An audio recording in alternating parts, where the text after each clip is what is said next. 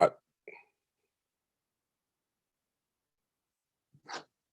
Oh, we are live now. Good morning. Welcome to JLJ this morning. I am James Lott Jr. And usually is the morning time. My hair is a little crazy. I haven't really combed it or done anything with it because it's the morning time. We're real here on the show. Drinking, oops, it's one-sided cup. My shucks connections. Mm, Doing that. I checked some emails. I did my morning prayer. And it says now I'm live on YouTube. Okay, well, welcome. JLJ this morning is on Facebook. There's a page for it. I'm going to go down and set up the live chat, which I do every morning. I've been doing some more of these live. I do have some set up recorded also. But I got to do the special stuff to. There we go. There it is. Good morning and welcome. Facebook page JLJ Media, JLJ this morning, and JLJ Media. Twitter, JLJ this morning, and that's it. We're on Instagram. I'm at James Lott Jr. on Instagram. I'm everywhere on that. And of course, TikTok. So, as you saw by the title, we're talking about other people, control, all that. My birthday's coming up, less than a week. I can't control that.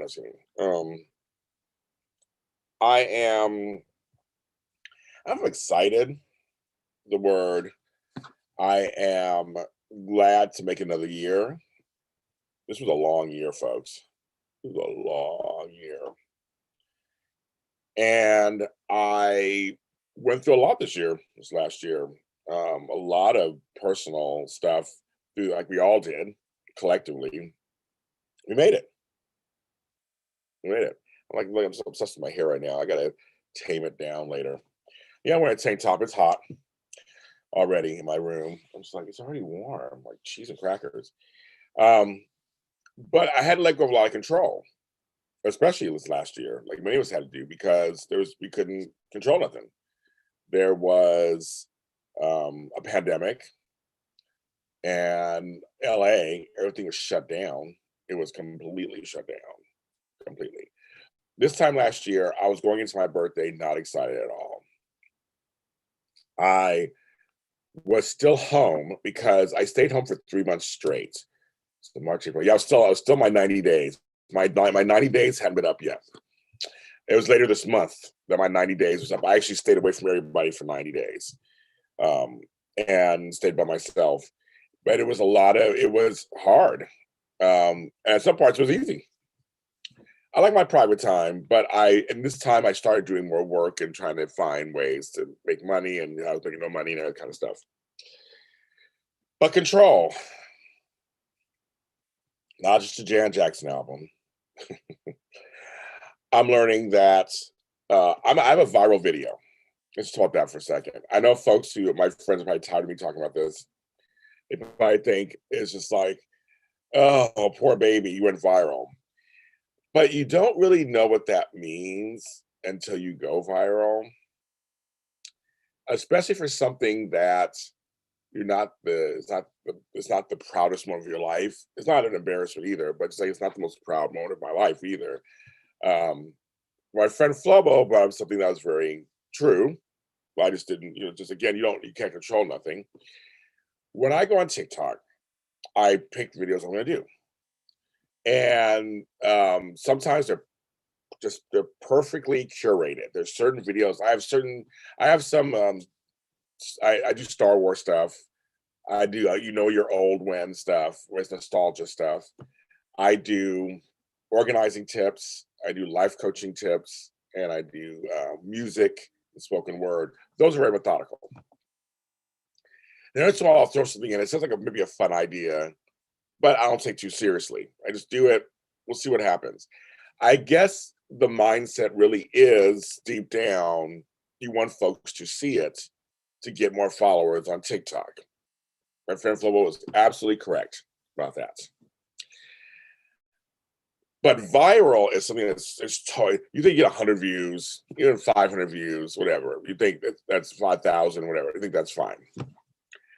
But viral is something where it's so big, it's now left TikTok. It's now into the regular world. I always felt TikTok was this little insular thing that not everybody was on. Unlike YouTube, where everybody's on YouTube, everybody can go to YouTube. TikTok, you have to join, kind of, this is the whole thing, you become part of this thing. But it was like my own little world. TikTok is my own little world. Now, yes, in some cases you want, like my Star Wars stuff, I wanted them to move over to my Star Wars stuff on YouTube. My YouTube channel and Instagram channel are attached. So you kind of want it to, you hope that they will see that and go to my Star Wars podcast. Yes, it's very true. But this has gone so big that places like the Baller Alert, who have like millions of followers, are seeing this. And I was confused because I was like, I did this video, this 8-second video on TikTok back in February. We're talking like 3 months ago. And it's about bread refrigerator. I'll just say it. It's just this thing. It was this dumb little thing. It was mostly about, because I knew folks were going to comment. I did a thing a year ago that went viral, but not viral as this. I mean, it went viral a little bit, but it was viral within TikTok. Very different. It did like 750,000 views. Another video did 1 million views. It was all within TikTok. It didn't spill over anywhere else. And I didn't know if things could spill over. I didn't think my stuff was strong enough that it would spill over. And I thought, I'll do this little stupid thing. And I know folks will go, well, I do it too. I'm not this, and I do it too. I knew the responses I was going to get. But I figured I'll engage in dialogue. And I did another video right after that. That right now is at 12,000 views. So it's doing well for TikTok. And that's what I expected. That second video, totally, I expected that.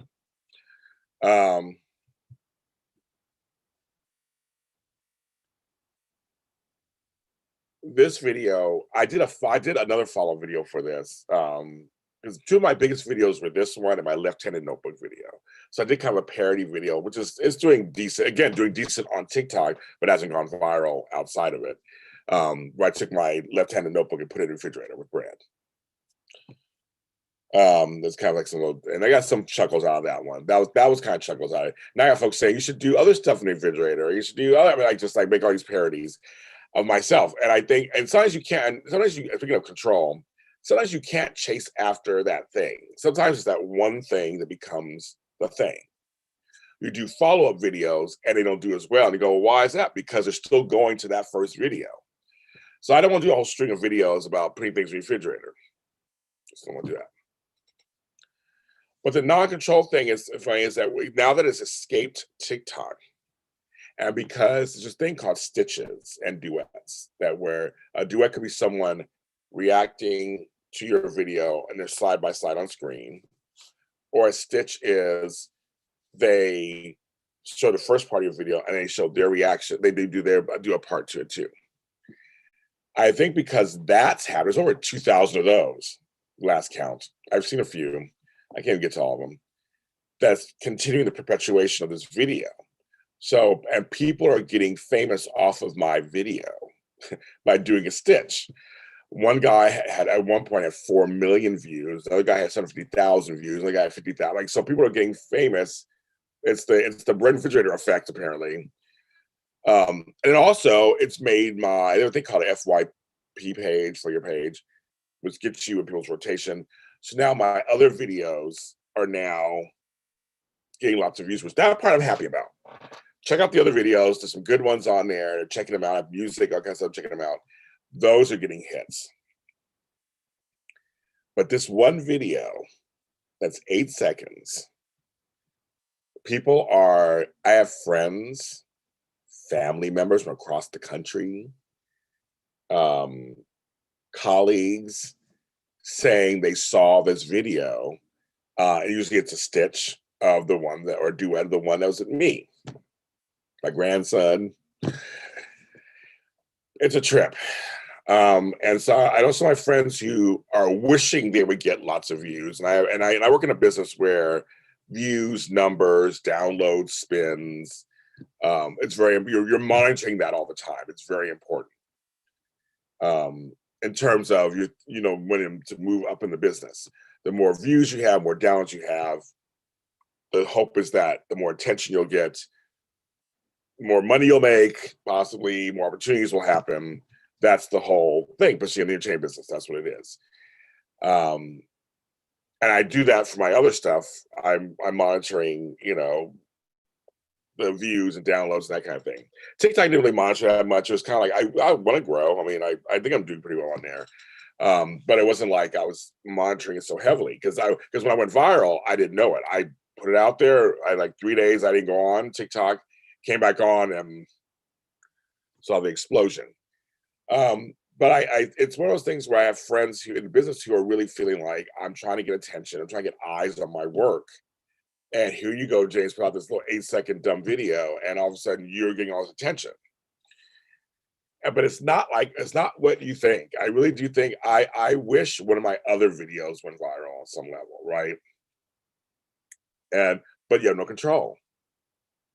You have no, and like my friend Flo said, you put it out there to get attention, so now you're getting it. You can't choose which one to do, and he's right. I mean, he's right.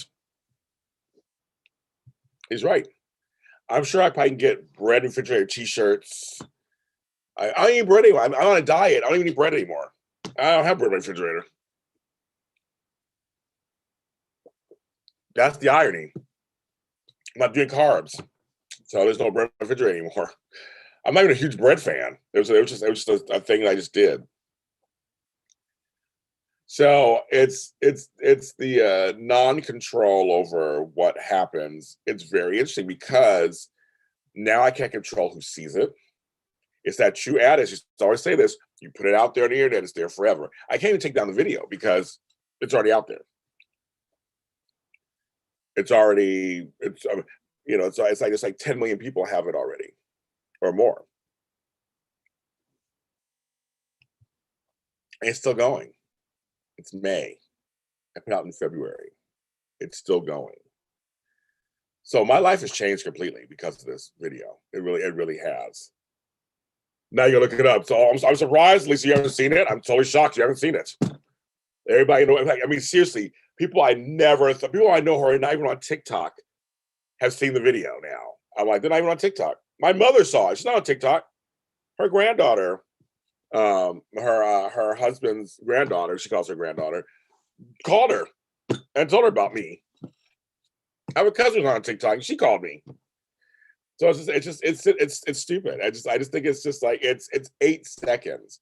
So that's the lesson, is that you have no control over what you put out there. I can stand by the video. I mean, it's not like, I mean, it's, and the video, and the deep down the video was about showing the sameness of us, that we're all the same, basically, in many ways. We may have some cultural differences and a few things here and there, but for the most part, we're the same. In many ways, we want the same things. We feel the same thing, feel the same way. That's basically what it is. Now, it has opened up people to be racist. I think it's funny. So I recognize that, and that's just, to me, I don't condone. So anybody watching this video, I don't condone any of those videos at all. So if you see a video where someone's being racist or thinks they can say the N-word and all this stuff, not cool, not down for it. I condemn every single one of those videos or every single one of those comments. It's the ones that are funny. There's some fun. There are ones that are really hilarious, imaginative, unique. Those I support. And I used to go on those pages and I try to comment. I made friends with several of the people who've done them. Let them know I have a sense of humor. There's one guy who makes fun of several of my videos, and I think it's funny. That means I made it. And again, I have no control over it. I've had to let go of control a lot. My business is now crazy. My JLJ media is just exploded in ways that I'm very blessed. Right now, it's still mostly me. I have a few people who help me out with a few things. I'm having to learn how to streamline my operation. And one of those things is learning how I don't have control. And there's some days, because it's mostly me, and I want to remember I'm having fun with this. It's supposed to be fun.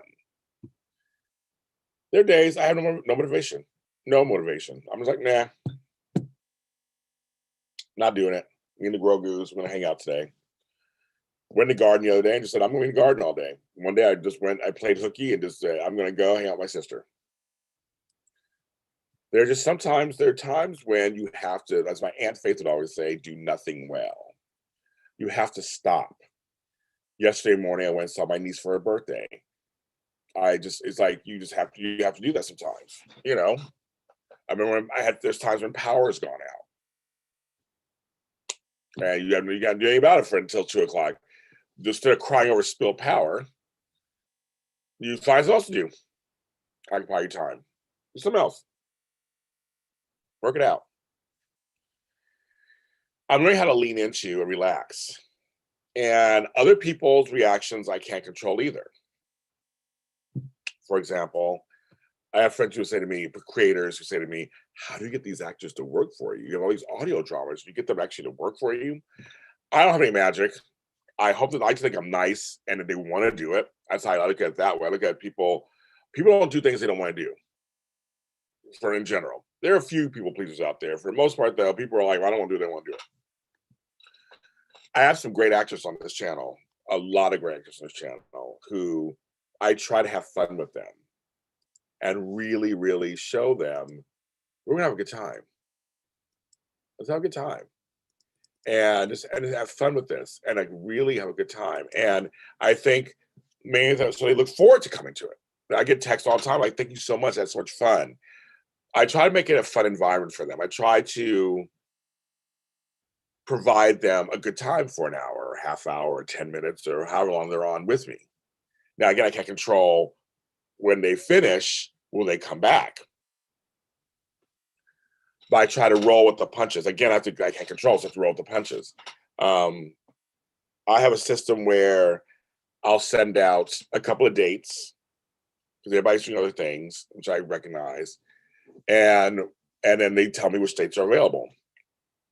Sometimes it don't work.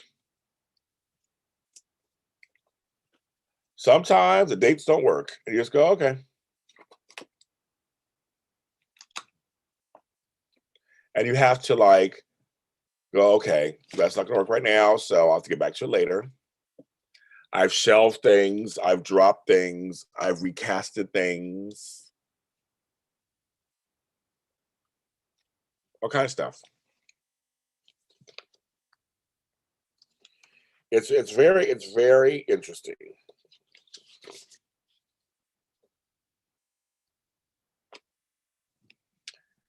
I just stay calm. Going crazy or getting upset or worked up is not going to change the facts. If folks can't make it on a certain day, they can't make it on a certain day. I don't hound them or make them feel bad. I go, okay, well, you're saying they can't get together that day, they can't get together that day.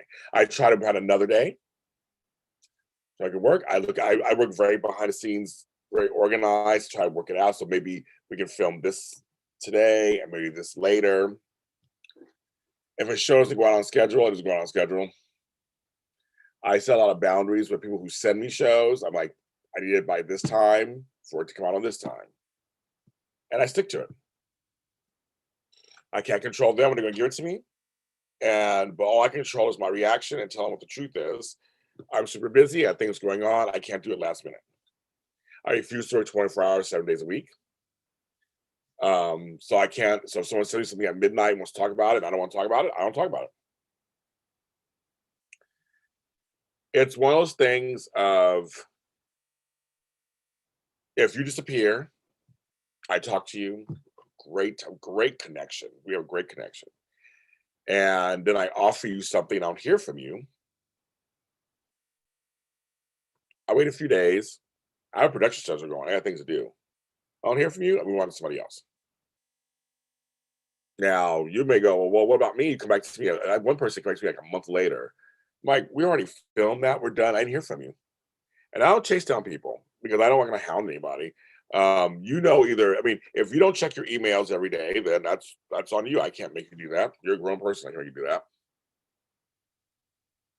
If you see the email and don't answer back, that's not in my control. If you are excited at first, then change your mind, then I can't leave that alone. I've had several cases where I've reached out to somebody, said, I want to offer you a role. This would be a great thing, yes or no.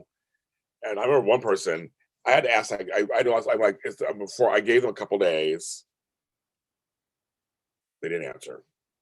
And I said, fine, and I was going to offer to somebody else. I said, okay, I'm just going to just say one more time. If I don't hear from you by today, then I'm assuming you're obviously you're just too busy or don't want the role. Again, no shade, just like, I'm just going to, because I did offer to you first.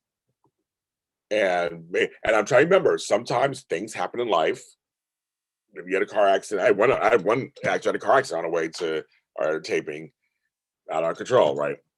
Things like that. So I'm like, okay, I will. And I remember I sent out the final email, but they got back to me like right away, like, oh, I'm sorry, I don't want the role. Like, well, so you're gonna make me wait 3 days, but I can't get upset. I can't do anything about that. Because again, it's up to me. I set the boundaries and rules for me, and that's for you too. You set it for yourself. So you have a right to go, okay, I'm gonna give them 1 day or 2 days or 5 days. You have a right to set up whatever you want to set up. And then you stick by it. And then if they get back to you when they feel like it or whenever they do, then you just go, you would just be really feel to be shady or angry, just be very factual. I gave it 1 day, I gave it 2 days, didn't hear from you. I have production going on. I needed to fill the role. I found someone else. Another guy, I'm learning how to let go of visions. I had a vision that one guy wanted for a role and he wasn't ready to play that type of role. I said, I respect that. I think you'd be really good at it, but it's not my business. I want you to be able to stand by the role and promote it. I went to someone else and actually they are happy to play it. They're excited to play it. So now I feel more re-energized because they're energized about it and jazzed about it. So it's trying to be better. So the role was for that. So staying calm, not panicking, not going off on people, not trying to force something better came along. Now, a person who really wants this role loves it. That's the beauty of it. Sometimes that's a part of also just sitting back, relaxing, and seeing what happens. Sometimes something better comes through, or something more appropriate comes through, something that's a feeling comes through. Much better. It's much better. So I'm happy with this person. They're happy to play it. The chemistry of the other actor is great. I mean, it's working out better than expected. But I'm learning that there's some folks who are into something in the beginning and they're not for any reason. It could be you. They could have researched you and said, no, it's not what I want to do. It could be not you. It could be something going on in their lives. They could have got pivoted. They could have got a big opportunity that's going to, they can't take this one anymore. Anything. Now I've just learned now I just have to go, okay, go to the next person. You want to quit my company? And we had all these plans in the middle of a taping. Okay, see you later. If your schedule is just now, you can't do it anymore because you're doing all this other stuff and you're only available on this day and it doesn't work and that day doesn't work for me. I'm trying to set you for an interview and you're making it so difficult. I don't go as far. There are people who I wanted for interviews. I stopped talking to them about it. I was like, you're gonna be on my show, you will be on my show. I'm not going to try to chase because I don't chase after people to do stuff. And somebody asked me today, like, are you mad? I don't get mad. I get disappointed. I get upset sometimes a little bit where I'm like, I had a certain vision and I got to change it. I had a show, the crossover show for St. Patrick's Day is a great example where it just fell apart before we started. And because 2 people couldn't make it, my whole vision just didn't work. These are folks who just didn't show up, they didn't call. But the remaining guys that came, we literally rewrote the script on the fly, all of us together. We came up with ideas, some improv stuff, changed some scenes, and it's really good. And I was like, that was such a collaborative community experience born out of frustration and folks just not showing up. It actually worked out better. I have a new one for the Mother's Day, and some of the ladies came up with some ideas. Can I say this? Do this? Sure. Say it. Let's try it. Let's see what it sounds like. And it might be better. I don't know everything. I'm not married to my scripts, so I say I'm engaged to them. Many of them. Just collaborate. Shit, let's do it. And then something beautiful could come out of it. There was, and literally the ending, we all were a little teary-eyed.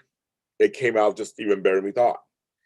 And I think that's something, so you stay open and alive to experience instead of being so closed-minded and tight that this has to be this way and that's it. No, I mean, sometimes yes. Sometimes you got to mourn the loss of what the vision was, but a better vision could come, or a different vision could come that could be great. And I think that's what's important to remember. And so that's something that I'm very much about. And this is what JLJ this morning's about. Just talking to you about issues, like just regular issues for real, about life. And I hope it makes you think a little bit, makes you give you an idea or perspective on something. If your own experiences, share with me, of course. Thank you for watching and listening to the other episodes that I have out there. I have some, you guys are giving me some great numbers, they say numbers. Thank you so much for listening to them. JLJ Media is the YouTube channel. Check it out. It is May 4th.